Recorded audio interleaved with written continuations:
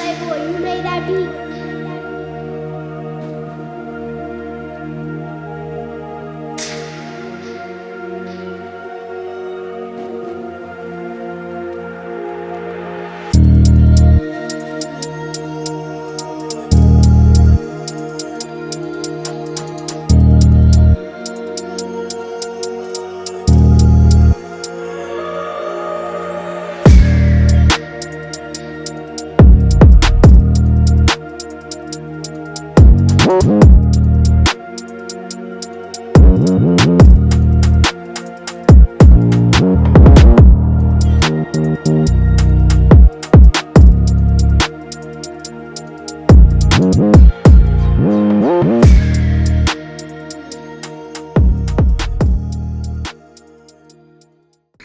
Super excited to finally get the opportunity to interview the Alamo City All-Star Sportsplex Basketball of Operations Director, Mr. Michael Daniels. How you doing today, Mike?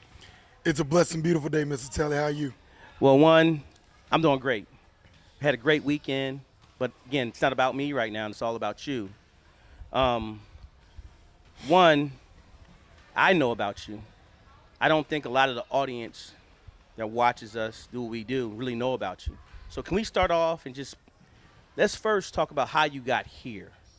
How did you become the basketball director of operations here at the Alamo City All-Star Sportsplex? On accident, I was blessed. I used to be a referee, and from being a referee, I was privileged from Mr. Mo Walton. He asked me would I want to start assigning referees. So Mo Walton introduced me to Tom Brown, the former owner of Alamo City All-Star Sportsplex. So one day, I was coming up here to pick up a check because referees had to be paid for games that week. And as I'm here picking up the check, Tom Brown asked me, did I have a fourth grade team? At that time, that's the grade that my son was in. But it was during COVID. It was 2020, September of 2020. And so I was like, yeah, we'll come out and play. Well, from putting that team in the league, yourself then asked me about being a director, fifth grade and below with the Sharks. And we started and we were working on it. And then in the time frame of working on it, Tom Brown came back and presented an opportunity that I just couldn't refuse. And the opportunity was to build my basketball program through the Sportsplex. Now, mind you, this is October of 2020 when Tom comes to me with this idea. But they weren't going to have the space and availability until March, because if you guys don't know about it, this gym is always booked.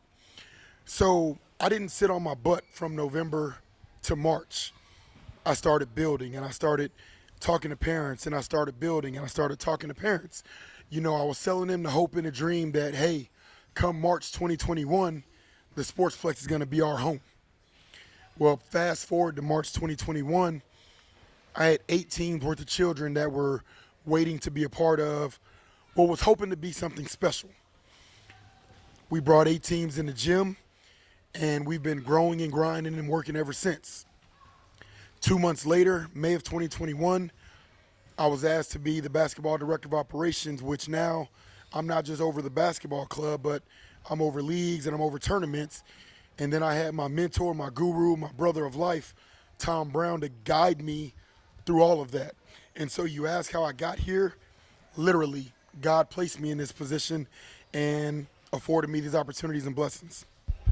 Well, humbly, I'm saying this not because we're here and we talk about, we talk every day, but they put a great person in the job to be doing what you're doing. So I want to give you kudos in front of everybody. I want to give you your flowers because I think sometimes we don't get our flowers enough, and I want to make sure I give you your flowers in front of everybody to let everybody know you're doing a wonderful job. So again, it's not about me and you right now, and it's about what you're doing here. So you said you mentioned a program. So can you kind of elaborate on the program that you have here at the Alamo City All-Star Sportsplex? There are multiple programs here in the Sportsplex, but the program that I'm responsible for and that I run is Basketball Club Follow Through. We're NTBA certified. That's the National Travel Basketball Association. That's who we're sanctioned through. All of our events that are here at the Sportsplex are through NTBA. Follow through is just, it's a basketball program that is geared towards growing and developing children of all skill sets. No matter if they've never played before, have played before, we take any and all children and we try to give them an opportunity to be a part of a team. Try to teach them basketball skills, life skills, and again, be a part of a team. We give them opportunities to play in leagues, play in tournaments if they are tournament ready, because we don't want to scare children. We want them to be where they belong, because there's levels and lanes to youth sports. And so I try to make sure that all the children that follow through are on the level and the lane that they belong on. That's pretty much to where as though the level of what Tom Brown was envisioning, correct, as far as what he wanted from the Sportsplex? That is absolutely correct. And I think that's awesome. So let's talk a little bit about, you mentioned you wear another hat of wearing tournaments. Can we talk about what level of tournaments and league play can we get from you here? So there are various levels of leagues and tournaments. Our current owner, Edward Dahl, has challenged me, in regards to being better. And so what we've done, we have our grassroots basketball league. That's a league that's geared towards beginner kids, toward intermediate level children. Opportunity to grow, learn the rules of basketball, learn the foundation of basketball, giving little Johnny, little Susie an opportunity to dribble without being attacked as they would within a tournament setting. Then we have our elementary middle school league. That's more of a intermediate to advanced league. Again, elementary to middle school, so 2nd grade all the way to 8th grade. Higher level competition, that league is resemblant of tournament play. Then we have our high school slam dunkers league. Again, high school, freshmen of varsity. Kids need a place to play. Kids need something to do during the off season. So we try to afford that opportunity for the ones that can't travel all the time and need a home for March through September, October before they go back to their high school. And then we have our tournaments. Their tournaments they're high level. We try to differentiate the tournaments from everybody else so it doesn't look the same, sound the same, seem the same. And so it's a process, but it's a work in progress, and we're trying. So, we're talking a lot of basketball. What's your background in basketball? Where does the Mike Daniel have the desire to drive every day to get up and make sure kids are being where they're at on the weekends, kids are being challenged like you said already? What is the desire Mike Daniel has about this basketball? Basketball for me is life. It saved me on so many accounts and chords. I was blessed. I had my mom and my dad that supported me through everything. My dad that literally was there pushing me nonstop. A lot of people will never understand his push for me to be better and to be great. And even at that, it still was hard. I was afforded the opportunity to play college basketball and have some success with it. I wasn't major D1 or even D2 or D3. I played at junior college. I got my accounting degree. I graduated. I went on to a 4-year NAIA school after I had some heart trouble in my sophomore year. I went on to the NAIA school, and I had fun. Full scholarship. I ran cross country. I played basketball. I ran track. And I was blessed, and my hard work paid off in my senior year, and I was named All-American NAIA. And so just knowing the steps in the road that it takes, now I have the opportunity to share my story, share my journey, and just let kids know that there's opportunity, but it takes work, and it's not going to be handed to you. You have to be hungry for it. You have to want to go get it. And again, it takes work to play on that level after high school. And even though it was NAIA, even though it was JUCO, there's still levels after high school that you can go play competitive basketball in college, have fun, succeed, but most important, get an education to get your degree. Okay. You mentioned something I want to kind of back up a little bit, just because, again, this whole episode is just all about what you do here and about you and what you're bringing to the table. You mentioned the current owner, Mr. Dahl. challenged you about 2 weeks ago. I think it was 2-3 weeks ago to put on a tournament series that you're doing right now. Let's talk a little bit about that. How'd you see it, and how are you able to make it work? Because you brought some new teams that I have not ever seen before. So it was actually back in November. He came to me with this idea about doing an invitational series of tournaments where we invite teams only. And I told him he was crazy. I was like, no way, no how. That's never going to work in San Antonio. Because he was verbalizing it, I couldn't see it. But then I'm one of those hands-on, I'm a visual guy. Then he opened up a volleyball setting and he showed me what it looked like. And I was like, oh my God, that's going to be cool. And so what it is, take 16 teams and you make 4 pools. Those 4 pools play each other. When tournament 1 is done, you have your top 8 teams and your bottom 8 teams. You make 4 pools again. 2 pools of your top 8, 2 pools of your bottom 8. And they go at it again. Tournament 2 is done. Now you take your 1 and 2 from pool A and B, and now you've got your first Final Four. You take 3 and 4 from A and B, you've got your second Final Four. And you do the same thing with pool C and D. And so what you're doing is you're creating an NCAA environment to where teams know that they want to get to that platinum bracket at the end. They want to get to that platinum prize, right? But the whole purpose of it was to create a consistent competitive environment for teams that are coming. We labeled the series South Texas Invitational because it's not just San Antonio.